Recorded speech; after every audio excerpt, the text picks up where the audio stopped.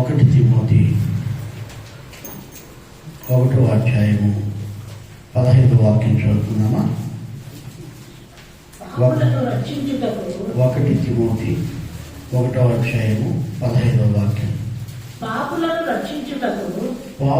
రక్షించుటకు క్రీస్తు యేసు లోకమునకు వచ్చెనను. వాక్యము నమ్మదగినది, పూర్ణ అంగీకారమునకు యోగ్యమైనది ఉన్నది. చూడండి, ఒకసారి స్తోత్రం చెప్తామా?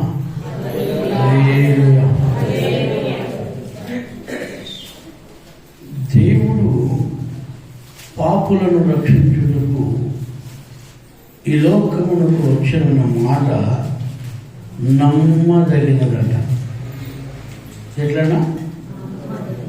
ఎట్లా ఈ లోకంలో ఎవరైనా నమ్మదగిన వాళ్ళు ఉండారా? ఉండారా? ఏరియా నమ్మదగిన వాళ్ళు ఎవరైనా ఉంటారా? కనిపిస్తారా మనకి ఈ లోకంలో? నమ్మకం, వీళ్ళు చాలా నమ్మకస్తులు అనే వాళ్ళు ఎవరైనా మీకు తటస్థించారా? చాలా నమ్మకస్తులు వీళ్ళు అంటే నిజంగానే ఈ లోకంలో ఎక్కడ చూసినా నిజంగా నమ్మకమైన వాళ్ళను మనము అరుదుగా చూస్తూ ఉంటాం. ఎట్లా చూస్తుంటాము? అరుదుగా చూస్తూ ఉంటాం. ఒక ఇంట్లో నమ్మకస్తులు లేరు,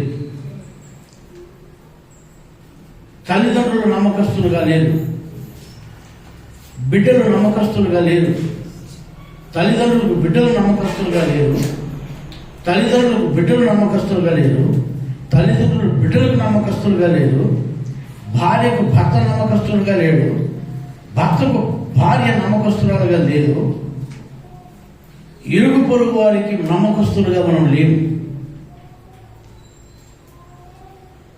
పక్కింటోడు చెడిపోతే బాగుంటుంది అనుకునే వాళ్ళే చాలామంది చూస్తాం. కానీ మనలాగా పక్కింటోళ్ళు బాగుండాలా, మనలాగా వాళ్ళు కూడా బాగుండాలనే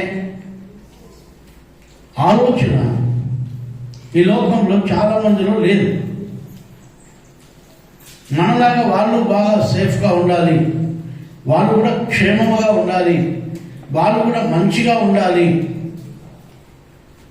అనే భావం మీద ఉంటే నిజంగా మీకంటే మంచోళ్ళు ఇంకెవరు ఉండరు. మీకంటే మంచోళ్ళు ఇంకెవరు ఉండరు. మీరు ఆలోచించండి, దేవుడు ఈ లోకానికి పాపుల కోసం వచ్చాడని ఆ మాట నమ్మదగిందంట. ఏ మాట అండి? దేవుడు పాపులను రక్షించడానికి ఈ లోకానికి వచ్చాడన్న మాట నమ్మకమైందంట. ఇది ఈ లోకంలో ఇంక ఏ మాట నమ్మకం లేదు, ఏ మాట నమ్మకం లేదు. సార్ ఈసారి మమ్మల్ని గెలిపించండి, మీకు రోడ్లు వేపిస్తాం, కాలువలు వేపిస్తాం, మీకు ఏం కావాలో అవన్నీ చేపించేస్తామంటారు. గెలిచిన తర్వాత మన అడ్రస్ కనపడదు. అవునా? నమ్మకస్తులేనా? మనకు ఎంతమంది ఎన్ని మాటలు చెప్పి తప్పింటారు. నాకు చాలా గుర్తు, చాలా మాటలు నేను యేసుని నమ్మకముందు ఒకవేళ పొరపాటున ఎవరికైనా అబద్ధాలు చెప్పిండొచ్చినేమో, కానీ నాకు గుర్తుండే అబద్ధం అవుతుంది. నాకు బాగా గుర్తుండే అబద్ధం, ఒక అబద్ధం ఉంది నాకు. అది ఎప్పుడు నన్ను వేధిస్తూనే ఉంటుంది. ఎప్పుడంటే దేవుణ్ణి నమ్ముకున్న తర్వాత ఆడిన అబద్ధం. దేవుణ్ణి నమ్ముకోకముందు ఆడే అబద్ధాలు వేరే, కానీ దేవుణ్ణి నమ్ముకున్న తర్వాత అబద్ధం ఆడే అంశం ఏంటి? అది నాకు చాలా అప్పుడప్పుడు వేధిస్తూ ఉంటుంది. అప్పుడప్పుడు మీకు వాక్యంలో కూడా చెప్తూ ఉంటాను ఆ మాట. నేనేం చేశానంటే, నా పెద్ద కొడుక్కి 7th క్లాస్లో మంచి మార్కులతో పాస్ అయినామంటే నీకు సైకిల్ తీయిస్తాను ఆయన అన్న.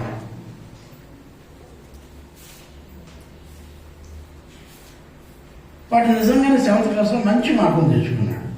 ఆ రోజుల్లో పబ్లిక్ అది 7th క్లాసు, ఇప్పుడు పబ్లిక్ లేదు 7th క్లాస్కి. అప్పుడు పబ్లిక్ ఉంది, ఫెయిల్ అయితే అన్నీ కూర్చోవాలి మళ్ళా సంవత్సరంలోనే. మంచి మార్కులతో పాస్ అయ్యాడు. వాడు చిన్నాడు కదా, సైకిల్ తీస్తున్నాడు మా డాడీ, సైకిల్ తీస్తాడు అనుకున్నాడు. నేను సైకిల్ అయితే తీశాను. సరే 10th క్లాస్కి వచ్చాడు. 10th క్లాస్లో మంచి మార్కులు తెచ్చుకున్నామంటే ఖచ్చితంగా సైకిల్ తీస్తానని చెప్పాను. 10th క్లాస్లో పాపం ఏ గ్రేడ్లో పాస్ అయ్యాడు. అప్పుడు గ్రేడింగ్ వచ్చింది, మళ్ళీ ఏ గ్రేడ్లో పాస్ అయ్యాడు. మంచి మార్కులతో పాస్ అయ్యాడు. సైకిల్ తీసిలే.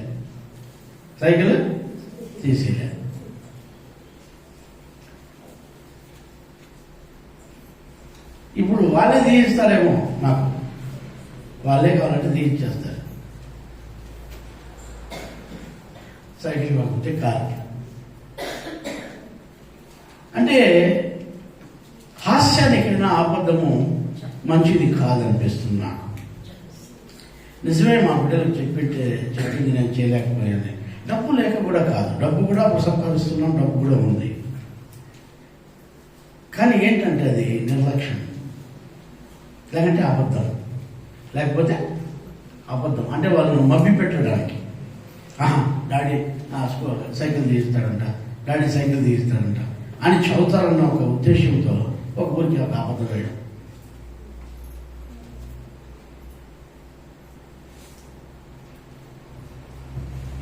నిజంగానే ఈ అబద్ధాన్ని మాత్రం నేను మర్చిపోలేకపోతున్నాను. ఎంత పొరపాటు చేశాను నేను. ఆఫ్టర్ ఆల్ ఒక సైకిల్ ఎంత మళ్ళీ తీసామనుకోండి, దానికైతే కాదు. అంటే చెప్పినప్పుడు తీసేయలేకపోయాం కదా. తెచ్చాము, సైకిల్ తెచ్చాము, సైకిల్ అన్ని ఇంట్లోనే ఉన్నాయి, దాని గురించి కాదు. కానీ లాస్ట్కి నేను ఒక సైకిల్ షాప్ పెట్టాను. ఒక సైకిల్ కాదు, ఒక షాపే పెట్టాను, సైకిల్ షాప్. దాని గురించి కాదు. నేను ఎందుకు ఈరోజు మీకు చెప్తున్నానంటే, దేవుని వాక్యం మీరు వినండి. అబద్ధం అనేది పరిశుద్ధులను గుచ్చుతానే ఉంటుంది. పరిశుద్ధుల్ని, అది నీ భార్యకి చెప్పు, అది నీ బిడ్డలకు చెప్పు, నీ స్నేహితులు చెప్పు, ఇరుగు పొరుగు వారికి చెప్పు, ఎవరికైనా చెప్పు. అబద్ధం అనేది మనం గుచ్చుతానే ఉంటుంది. విశ్వాసులకు మాత్రమే, దేవుని బిడ్డలకు మాత్రమే. దేవుడు అబద్ధం చెప్పకుండా పాపలను రక్షించడానికి వస్తానన్న మాట నమ్మదగినది అని అక్కడ రాశారు. ఎట్లమ్మా? ఎట్లా చెప్పండి? ఆ మాట నమ్మదగిందంట. మనం నమ్మచ్చు దాన్ని. ఇంకెవరిని నమ్మేదానికి లేదు, దేన్ని నమ్మేదానికి లేదు. భూమి పైన ఇంకెవరిని నమ్మేదానికి లేదు, దేన్ని నమ్మేదానికి లేదు.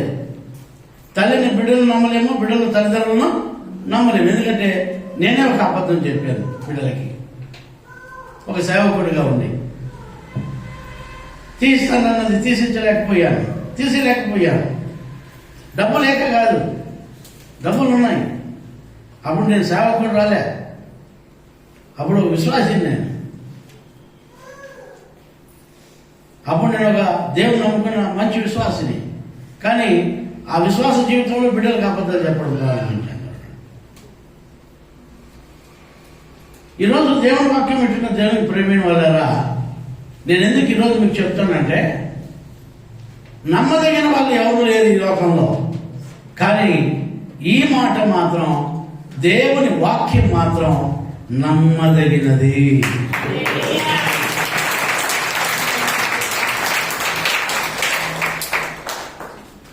మనం అందరం నమ్మొచ్చు ఈ మాటని. దేవుడు చెప్పే ప్రతి మాటను నమ్మొచ్చు, ఎందుకంటే అవన్నీ నమ్మదగినవి. పాపులను రక్షించుటకు మనిషి కుమారుడు లోకానికి వచ్చే మాట నమ్మదగినది. ఈ లోకంలో మీరు ఎక్కడ కానీ నమ్మకం అనేది ఎక్కడ లేదు. నమ్మకస్తులు ఎక్కడ దొరకరు మీకు. నమ్మకమైన వాళ్ళు ఈ లోకంలో ఎవరికి దొరకరు. దొరికితే వాళ్ళంత భాగ్యవంతులు ఈ లోకంలో ఇంకెవ్వరూ ఉండరు. హల్లెలూయా, హల్లెలూయా. నమ్మకస్తులు మీకు దొరికితే, నమ్మకమైన భార్య దొరికితే, నమ్మకమైన భర్త దొరికితే, నమ్మకమైన తల్లిదండ్రులు దొరికితే, నమ్మకమైన పిల్లలు దొరికితే, నమ్మకమైన స్నేహితులు దొరికితే, నీకంటే మించిన భాగ్యవంతులు ఇంకెవరు ఉండరు. అయితే ఒక ఆయన మాత్రం నమ్మకమైన వాడు, ఆయన పేరే నేను ప్రకటిస్తున్న యేసు స్వామి. ఆయన నమ్మొచ్చు, ఆయన మాటను నమ్మొచ్చు, ఆయన పైన నమ్మకం పెట్టొచ్చు, ఆయన మాట పైన మనం భరోసా పెట్టొచ్చు. ఆయన చెప్పాడంటే మాట తప్పడు. ఆయన చెప్పాడంటే ఇంకా అది ఆకాశం గతించిపోతుంది, భూమి గతించిపోతుంది. ఆయన వాక్యము నిలిచి ఉంటుంది, ఆయన మాట నిలిచి ఉంటుంది. ఈ పంచభూతాలు లయమైపోతాయి, దేవుడిచ్చే మాట నిలిచి ఉంది. ఆ మాటను నమ్మొచ్చు. ఈ లోకంలో ఎంతో మంది నీకు ఎన్నో మాటలు చెప్పి తప్పిపోయిండొచ్చు. నువ్వు ఎంతో మందికి ఎన్నో మాటలు ఇచ్చి తప్పిపోయిండొచ్చు. అయితే నేను ప్రకటిస్తున్న నా యేసు స్వామి, ఆయన ఇచ్చిన మాట నమ్మకమైనవి. అది ఎప్పటికీ తప్పిపోదు. అది ఎప్పటికీ ఎట్లా తప్పిపోదు తెలుసా? సొన్నైనా పొల్లైనా, మీరు బైబిల్ చదివితే తెలిసేది ఇవన్నీ కూడా. ఎట్లా తప్పిపోవటవి? సొన్నైనా పొల్లైనా తప్పిపోవట. నేను నా సొంత మాటలతో చెప్పరా, బైబిల్లో ఉండే మాటలే మీకు నేర్పిస్తాను. ఆయన ఇస్తే మాట ఇస్తే, ఆయన మాట ఇస్తే, ఆ మాటలో ఒక పొల్లైనా ఒక సున్నైనా తప్పదు. నమ్మదగిన వాడు, నమ్మదగిన మాటలు ఈ సృష్టిలో నమ్మదగిన వాళ్ళు ఎక్కడ కానీ నాకు కనిపించలే. నమ్మకమైన మాటలు ఎక్కడ నాకు కనిపించలే. ఒక యేసు క్రీస్తు ప్రభువు వారు చెప్పిన మాటలు మాత్రమే నమ్మదగినవిగా ఉన్నాయి.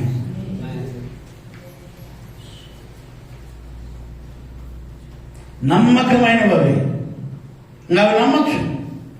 మీరు నమ్మితే జనలే. కొంతమందికి డౌట్లు ఉన్నాయి చాలా.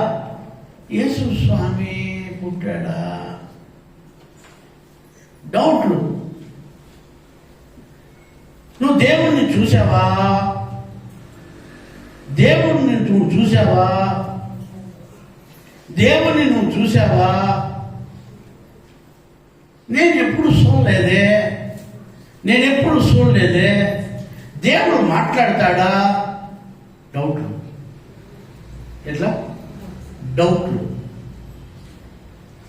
అందరికీ అనుమానాలు. నిజమా?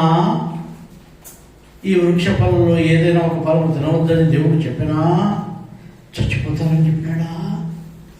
డౌట్లు. ఈ సైతం గడని డౌట్లు పెట్టేస్తాడు. ఇప్పుడు గుడికి పోతే ఏమొస్తుంది నీకు? సంతకి పోతే లాభం వస్తుంది.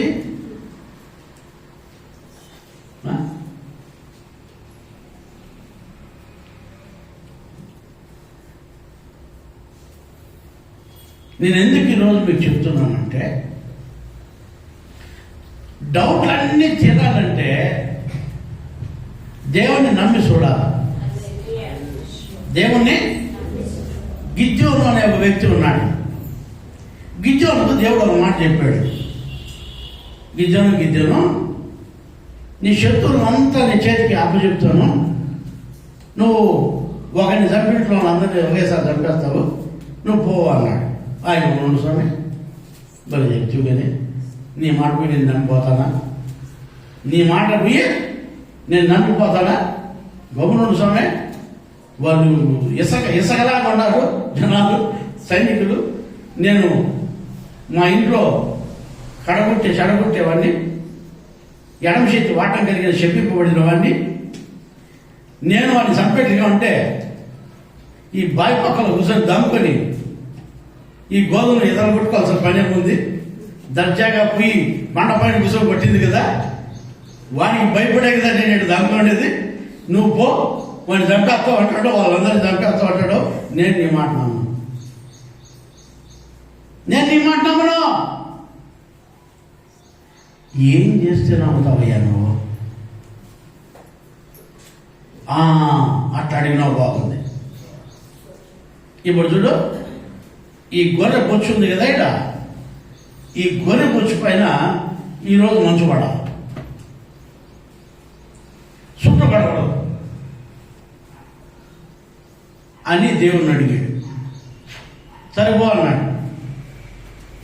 ప్రొద్దునే వచ్చాడు, గొర్రె బొచ్చు మాత్రం మొదలుగా తడిచిపోయింది, చుట్టూ మంచు లేదు. ఈయన ఎందుకు చేసినాడే అని ప్రభా ఇంకొకసారి చెప్తా చూడ, ఈ రోజు రాత్రికి ఈ గొర్రె బొచ్చు పైన పడకూడదు, చుట్టూ మంచు పడాలా అని చెప్పాడు. సరిపోనాయన అన్నాడు. సరిపో అన్నాడు. ఓ అంటే 18 చూచాడు. ఆ గొర్రె బొచ్చు పైన మంచు లేదు, పొడి పొడిగా ఉన్నాయి, ఆ చుట్టూ మంచు పడి తడిచిపోయిందంత. అప్పటికైనా నమ్ముతాడు మహానుభావుడు? నమ్మడో. బాగా చెప్తాడు గోపురవ్వ, బాగా చెప్తాడు గోపురవ్వ అంటే మనకంటే అన్నారు ఈయన ఎవరు? విద్యం మనకు అన్న, మనకంటే నమ్మకం చూడండి దేవుణ్ణి. సామాన్యంగా కడుపు నొప్పి తగ్గా ఈసారి తలనొప్పి తగ్గిస్తే మనంతా తలనొప్పి ఏమో తగ్గా, ఈ దగ్గు తగ్గిస్తే అప్పుడు నమ్ముతా. మీ అన్న ఆయన ఎవరు? గిద్యోను. మీ అన్నమ్మా? మీ అన్న ఆయన అప్పటికి నమ్మలే. ఒరే నాయన, పోతే పోతే సైన్యం లేకుండా పోరా, ఆ సైన్యం లేక పోరా నువ్వు అంటే బాగా చెప్తే పో, వాళ్ళ సైన్యం పోయి తలకాయ తెప్పించుకోవాలా అంటే. ఒరే నువ్వు పోయి చూడరా, ఆడికి పోయి చూడు, ఆ సైన్యం చూడు, ఆ సైన్యం దగ్గరికి పో, నీకు తెలుస్తుందంటే నేను ఒరే నాయన పోరా. సరే అని చెప్పి ఈ పక్కని ఆ పక్కని పిలుచుకొని మొగ్గులోకి దుప్పటి కప్పుకొని దొంగగా పోయాడు.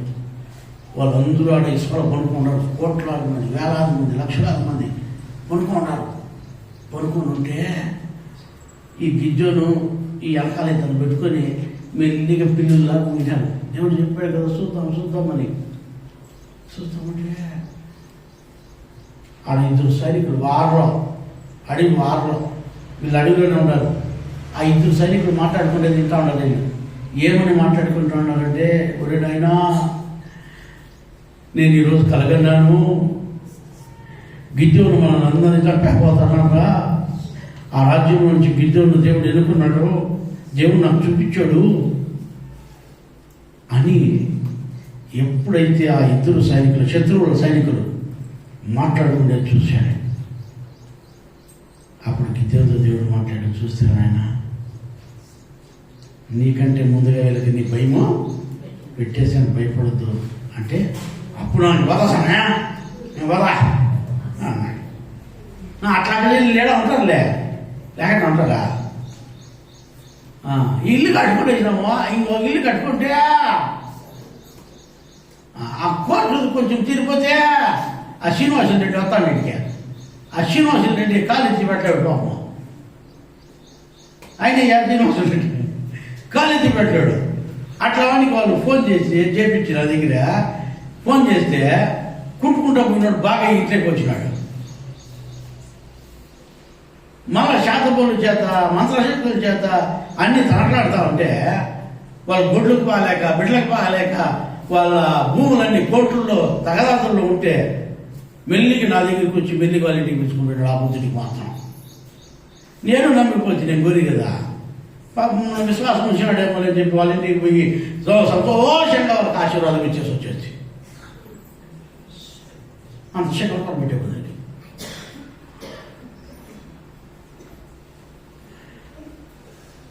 ఆశీర్వాదం వచ్చేసి దైవసేవకుడు ఇంకా ఇంట్లో ఆశీర్వాదం ఇచ్చేస్తే దయ్యాలు వెళ్ళిపోయా, భూతాలు వెళ్ళిపోయా, రోగాలు వెళ్ళిపోయా, పుట్టుకునేది వెళ్ళిపోయా, దక్కునేది వెళ్ళిపోయా, తుమ్ముకునేది వెళ్ళిపోయా, అన్నీ వెళ్ళిపోయా, అన్ని పరారైపోయా. గొడ్లన్నీ కట్టేసి ఈనేసి పాలు ఇచ్చేసి అంతా జరిగిపోతా ఉంటే కోర్టులో వచ్చి వాళ్ళ భూములకు వచ్చేసి భూములన్నీ దున్నేసి బాగా భూములన్నీ సేద్యాలు చేసేసి అవి కోసుకొని తింటా కూర్చున్నాడు. ఇప్పుడు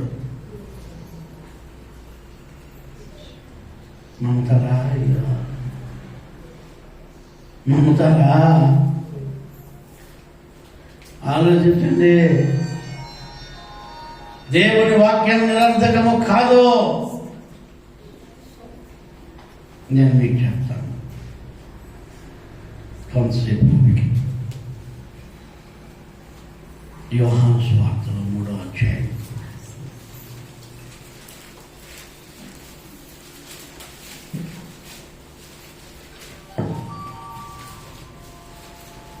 యోహాను సువార్త 3వ అధ్యాయం 16-17 వాక్యం చదవండి. దేవుడు లోకమును ఎంతో ప్రేమించెను, కాగా ఆయన తన అద్వితీయ కుమారునిగా పుట్టిన వానియందు విశ్వాసముంచు ప్రతి వాడును నశింపక నిత్య జీవము పొందినట్లు ఆయన అనుగ్రహించెను.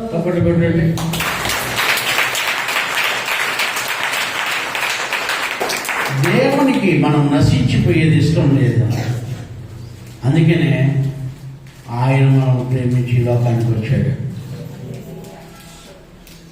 ఎందరు అంగీకరిస్తారో వాళ్ళందరూ నశించిపోవడం, కాపాడబడతారు. నువ్వు అంగీకరిస్తే చాలు యేసయ్యని. ఆ యేసయ్య మాటను అంగీకరిస్తే చాలు, నువ్వు నశించక నిత్య జీవం పొందుకుంటావు. నువ్వు నశించిపోవు. ఇది నమ్మదగింది. ఇది ఏం తగింది? నమ్మదగినవాడు, నమ్మదగిన వాక్యం. నువ్వు నమ్ము సాలంటే నువ్వు సాయి నిత్య జీవం పొందుతావు. అక్కడే ఒక మాటగా మీరు రాస్తే 1:12 కూడా చదవండి. యోహాను 1వ అధ్యాయం 12వ వాక్యం. భూసంబంధమైన సంగతులు నేను మీతో చెప్పితే మీరు నమ్మకున్నప్పుడు పరలోకమందుమైనవి మీతో చెప్పిన ఎడల ఎలాగ నమ్మదురు? చూడండి ఏం చెప్తున్నాడు.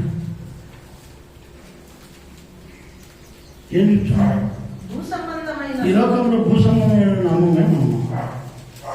పసమరాడు ఎట్లా నమ్ముతాం? నమ్మాలా? ఏం చేయాలా? నమ్మాలా. 1 తిమోతి 1వ అధ్యాయం 13వ వాక్యం. నన్ను తన పరిచర్యకు నియమించి నమ్మకమైన వానిగా ఎంచినందుకు నన్ను బలపరిచిన మన ప్రభు అయిన క్రీస్తు యేసుకు కృతజ్ఞతుడనై ఉన్నాను. చూస్తారా? నమ్మకమైన వాడిగా నేను ఉన్నాను. హల్లెలూయా, హల్లెలూయా. నేను దేవునికి కృతజ్ఞతుడిగా ఉన్నాను. నేను నమ్మకస్తుడు. ఎందుకంటే నా దేవుడు నమ్మకమైన వాడు. ఆయన వాక్యం నమ్మకమైంది కాబట్టి నేను కూడా నమ్మకంగా ఉన్నాను. నేను ఆయనకు కృతజ్ఞతాస్తుతులు చెల్లిస్తున్నాను. ఆయనకు కృతజ్ఞతగా బ్రతుకుతున్నాను. కృతజ్ఞత అంటే ఏంటంటే, కృతజ్ఞత అంటే ఏంటి చెప్పండి? దేవుడు మీకు చేసిన ఎవరైనా మేలు చేస్తే వాళ్ళకు కృతజ్ఞత చూపించడం. వాళ్ళకు కృతజ్ఞత చూపించడం. నువ్వు ఆ రోజు ఆ మేలు చేసావు కాబట్టి నేను బాగున్నాను. కృతజ్ఞత. ఈ రోజుల్లో చాలా మంది కృతజ్ఞత లేదు. అందుకే కుక్కనే పోలుస్తారు చాలా మందికి. వాటికంటే కుక్క మేలు. నాయి.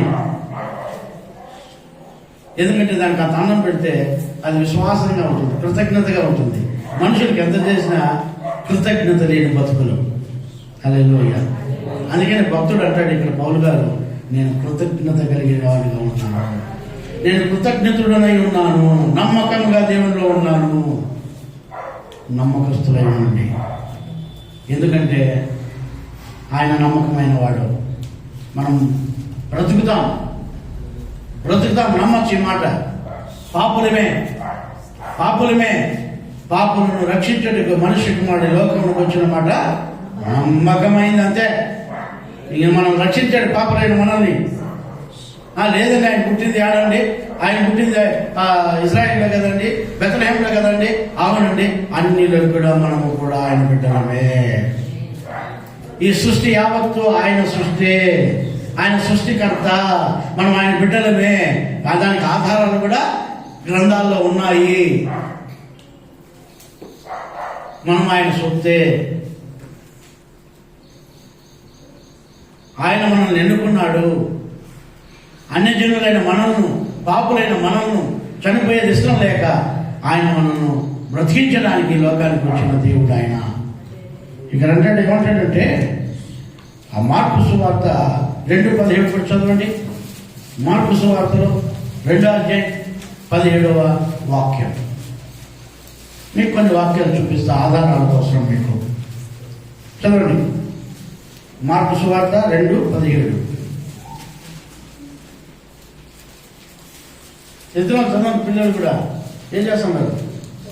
యేసు ఆ మాట విని, రోగులకే గాని ఆరోగ్యము గల వారికి వైద్యుడు అక్కరలేదు.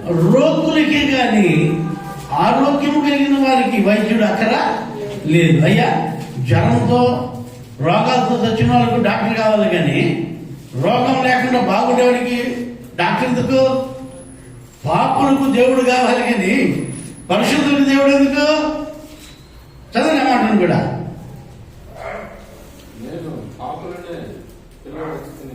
నేను పాపులను పిలవచ్చి తిని కానీ నీతిమంతులను పిలవరాలేదు. ఏడెవరున్న నీతిమంతులు ఉంటే మీరు నీతిమంతులే అంతే ఆల్రెడీ. ఇంక దాని గురించి యోచన చేయాల్సిన పని లేదు. ఏడెవరున్న నీతిమంతులు ఉన్నారా? వాళ్ళందరం పాపులమే. దేవుడు అనుగ్రహించే మహిమను పొందలేకపోతున్నాం. మనం పాపులమే. నాలో పాపం లేదని చెప్పుకున్నవాడు తను తానే మోసం చేసుకుంటున్నాడంట. అందుకనే పౌలు గారంటే నేను పాపుల్లో కల్లా ప్రథమ పాపిని అంటాడు ఆయన. మనము పాపుల్లో ప్రథమ పాపులం. మనం ఆయన నమ్మదగిన వాడు. మనము రక్షించడానికి ఈ లోకానికి వచ్చాడు. అది నమ్మకమైంది, నమ్మకమైన వాక్యం. పాపుల కోసమే నేను వచ్చానంటున్నాడు. రోగుల కోసమే నేను వచ్చానంటున్నాడు. నీతిమంతుల కోసం రాలేదు, ఆరోగ్యవంతుల కోసం నేను రాలేదు. కానీ ఎవరైతే రోగముల చేత, పాపముల చేత, అపరాధముల చేత చావుకు సిద్ధమై ఉన్నారో వాళ్ళను రక్షించడానికి నేను వచ్చాను. నేను రోగుల కోసమే వచ్చాను, నేను పాపుల కోసమే వచ్చాను. యేసు స్వామి చెప్పిన మాట ఇది నమ్మదగిన మాట. Praise the lord. హల్లెలూయా. ఈ మాటలు నమ్మకమైనవి. యేసు స్వామి ఎందుకు రావాలి? ఎందుకు రావాలంటే పాపంలో ఉన్న మన కోసం వచ్చారు. ఏమైనా రాకపోతే ఎందుకు రావాలైనా? మరి నువ్వు పాపంలో ఉన్నావా రాకపోతే ఎట్లా? నువ్వు రోగిపోయి ఉన్నావా రాకపోతే ఎట్లా? నువ్వు పాపమై ఉన్నావా రాకపోతే ఎట్లా? ఎట్లా రాకపోతే? ఇప్పుడు నీకు రోగం వచ్చింది, నువ్వన్నా డాక్టర్ దగ్గరికి పోవాలా, డాక్టర్ అన్నా నీ దగ్గరికి రావాలా? నువ్వు ఎట్లా పోలేవు, కాలు చేతులు పడిపోయినాయి. ఇప్పుడు ఏం చేయాలి? దేవుడు డాక్టరే రావాలి నీ దగ్గరికి. అమ్మా, నేను చెప్పే మాట్లాడిన ఇప్పుడు మనకు రోగం వచ్చిందమ్మా. మనకు రోగం వస్తే మనం ఏం చేయాలా? మనమన్నా డాక్టర్ దగ్గరికి వెళ్ళాలా? మనం పోలేము ఆల్రెడీ. ఎందుకంటే పక్షవాతం వచ్చేసింది, మనకి కాలు చేయబడిపోయింది. మనం పోలేము, ఏ సంపుడికి రాలేము.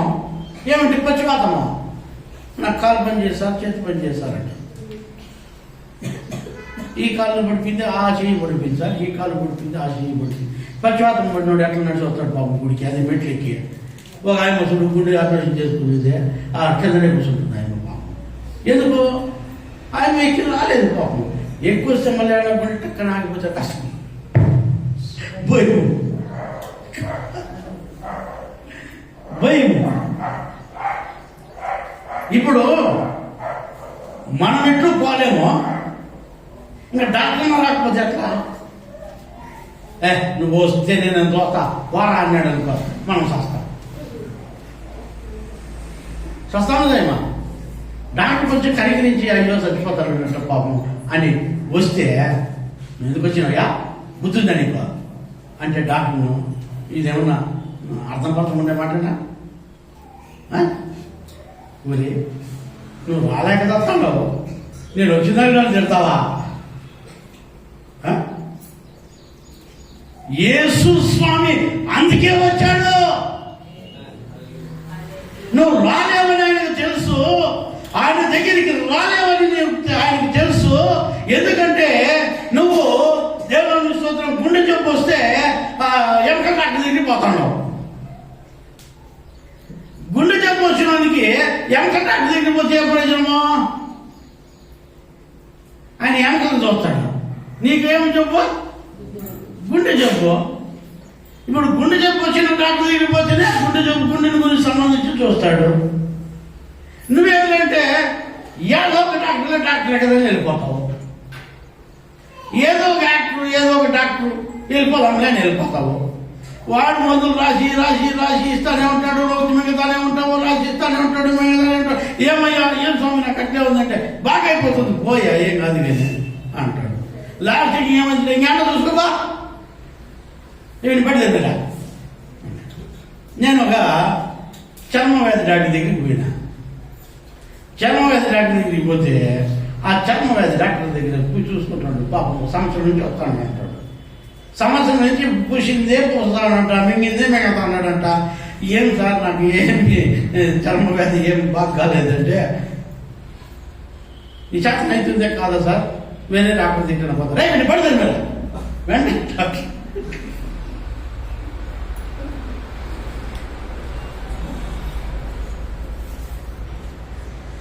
ఎందుకంటే మీరు ఎక్కడికి పోతే మీకున్న జబ్బు బాగా అవుతుందో మీకు తెల్లే. మీకు అర్థం కాదా? మీకు అర్థమవుతుందా? ఒకవేళ మేము నడవలేని స్థితిలో ఉంటే దేవుడు నీ దగ్గరికి వస్తాడు, డాక్టర్ నీ దగ్గరికి వస్తాడు, పోనీ మంచిదే. ఇప్పుడు నడిచే స్థితిలో ఉంటే నువ్వు ఏడిపోతున్నావు అంటే పోవాల్సిన డాక్టర్ దగ్గరికి పోకుండా వేరే డాక్టర్ దగ్గరికి పోతున్నావు. అందుకని వాడు తల పొడి మళ్ళా పొడి చేస్తున్నాడు.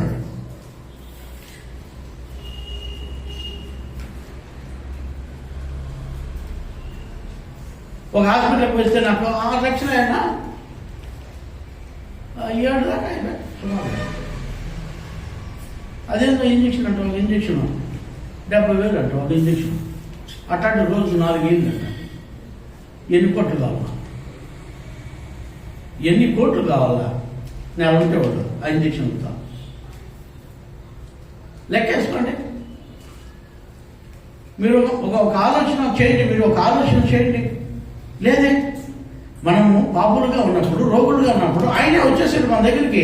ఎందుకంటే మనం పోలేము, మనకు పోయేది చేత కాదు. పోయినా కూడా ఎవరి దగ్గర పోవాలో అర్థం కాలే. కాబట్టి దేవుడి వెతుక్కుంటూ వచ్చాడు నిన్ను బాగు చేయడానికి, నిన్ను నీ పాపాలను క్షమించి నీకు జీవం ఇవ్వడానికి. ఆయన చేసిన తప్పందమ్మా, అది తప్ప నువ్వెందుకే వచ్చినావా, నువ్వెవరియా అని అడుగుతున్నాము ఆయన్ని. నువ్వెవరియా? ఒరే నాయన, నువ్వు రాలేవు, నన్ను రాలేవు. ఆలోచించండి. దేవుడు మన దగ్గరికి నమ్మదగిన దేవుడైనా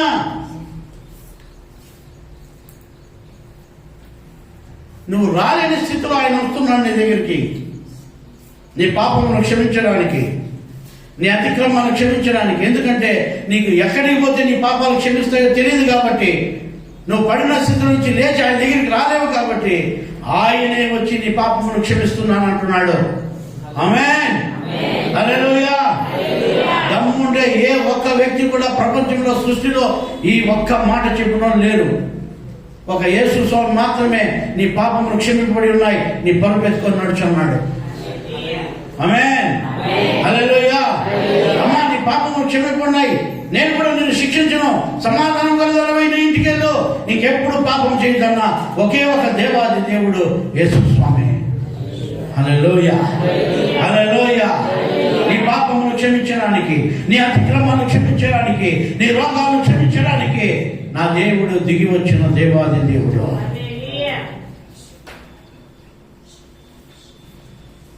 నమ్మదగిన వాడు, ఆయన నమ్మదగిన వాడు.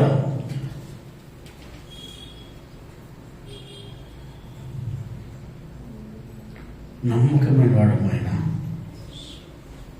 ఆ మత్తయి 20:27 చదవండి ఒకసారి. మత్తయి గ్రంథం 20:28 త్వరగా. అలాగే మనిషి కుమారుడు పరిచారము చేయించుకొనుటకు రాలేదు, కానీ పరిచారము చేయుటకు అనేకులకు ప్రతిగా విమోచన క్రయధనముగా తన ప్రాణమునిచ్చుటకును వచ్చెనని చెప్పాను. ఎందుకయ్యా ఈ డాక్టర్ వచ్చారు మీ దగ్గరికి అంటే, ఆయన పరిచర్య చేసుకోవడానికి రాలేదు మీ దగ్గర. ఆయన మీకు పరిచర్య చేసి మీ పాపముల నిమిత్తం, మీ అపరాధముల నిమిత్తం, మా అందరి పాపముల నిమిత్తం, అపరాధముల నిమిత్తము ఆయన సిలువలో ప్రాణం పెట్టడానికి వచ్చారు. ఈ మాట నమ్మదగినది. ఈ మాట నమ్మదగిన మాట. నమ్మదగినవి నమ్మండి. బుడబుడపలు అన్నమాట, వాని మాట వీని మాట విని పాడైపోద్దండి. నమ్మదగిన మాటలు మాత్రమే వినండి. నా దేవుడు నమ్మకమైన వాడు. ఆయన నీ దగ్గర వచ్చి నీకు పరిచయం చేయడానికి రాత్రి అనక, పగలనక, వాననక, ఎండనక నీ ఇంటికాటికి వచ్చి, నీ ఊరికి వచ్చి, నీ గ్రామానికి వచ్చి, నీ పొలం దగ్గరికి వచ్చి, నీ దగ్గరికి వచ్చి ఆయన నమ్మకమైన మాటలు చెప్తున్నారు. చూడండి, సమయం అనక అసమయం అనక ఆయన మీ దగ్గరికి వచ్చి దేవుని వాక్యాన్ని అందిస్తున్నటువంటి నమ్మకమైన వాక్యాన్ని అది నమ్మండి. హల్లెలూయా, హల్లెలూయా. ఆలోచించండి. లూకా సువార్తలో 19:10 ఒకసారి చదువుతామా? లూకా 19:10 వాక్యం త్వరగా. లూకా 19:10. నశించిపోతున్న దాన్ని వెతికి రక్షించడానికి వచ్చాడు. நம்ம వెదకాలంటే ఊరికి అయిపోతుందా?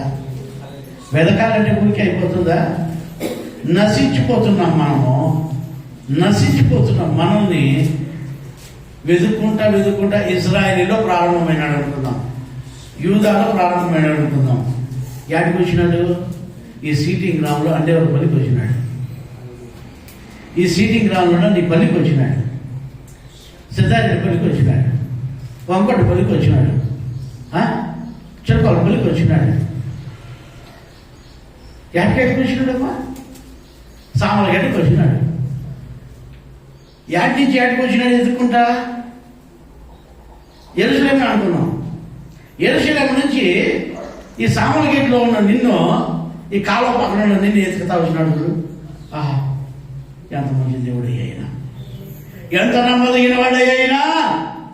ప్రైజ్ ది లార్డ్, హల్లెలూయా.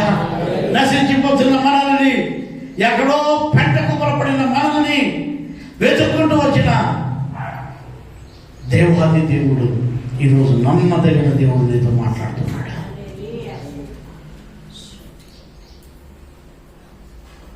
ఎవరన్నా నిన్ను వెతుక్కుంటూ వస్తారా? నిన్ను వెతుక్కుంటూ వస్తారా? ఏమన్నా వచ్చారా?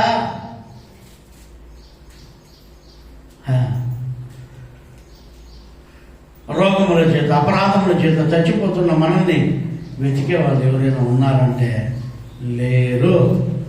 కానీ యేసు స్వామి ఒకరు నమ్మదగిన వాడు అన్నాడు. నశించిన దాన్ని వెతికి రక్షించడానికి మనుష్య కుమారుడు లోకమునకు మాట నమ్మదగినది. ప్రైజ్ ది లార్డ్, హల్లెలూయా, హల్లెలూయా. ఈ బైబిల్ ఆ మాటలు తెలుసునండి, చదివిన మాట. నశించిన దాన్ని వెతికి రక్షించుటకు, నశించిన దాన్ని వెతికి రక్షించుటకు మనుష్య కుమారుడైన యేసు స్వామి వచ్చినని అతనితో చెప్పెను. చేతులెత్తి దేవుని స్తుతిద్దామా? హల్లెలూయా, హల్లెలూయా, హల్లెలూయా, హల్లెలూయా. ఎవరయ్యా నిన్ను ఎదుర్కొంటూ వచ్చేది? ఎవరయ్యా నిన్ను వెతుకుతూ వచ్చేది? నశించిపోతున్నా నిన్ను, నాశనం అయిపోతున్నా నిన్ను, పాడైపోతున్నా నిన్ను, తాగుబోతుగా ఉన్న నిన్ను, ఆడబోతుగా ఉన్న నిన్ను, వ్యభిచారిగా ఉన్న నిన్ను, లోకంలో జీవిస్తున్న నిన్ను, పాపంలో జీవిస్తున్న నిన్ను, నశించిపోతున్న నిన్ను ఈ లోకంలో వెతికి వెతికి వెతికి వెతికి వెతికి వెతికి రాత్రనక పొగలనక సముద్రం అనక వాననక ఎండనక ఆయన నిన్ను వెతుకుతూ రక్షించడానికి వచ్చిన నా దేవాది దేవుడు సమాధుల్లో ఉన్న ఆ సేన దైవ పట్టిన వాడిని ఆ రాత్రంతా ఆ ఓడలో ప్రయాణము చేసి గెరస్య ప్రాంతానికి వచ్చి వాడిని రక్షించిన దేవాది దేవుడు ఈ రోజు నిన్ను రక్షించడానికి నిన్ను వెతుకుతూ వస్తున్నాడు.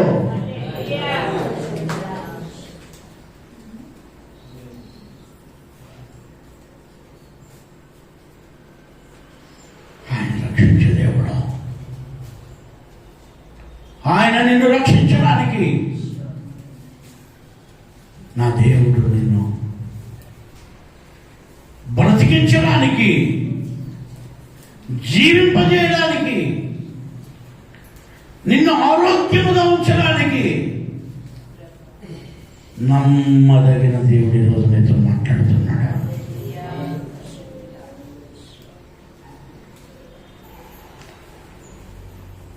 ప్రార్థన చేసుకో.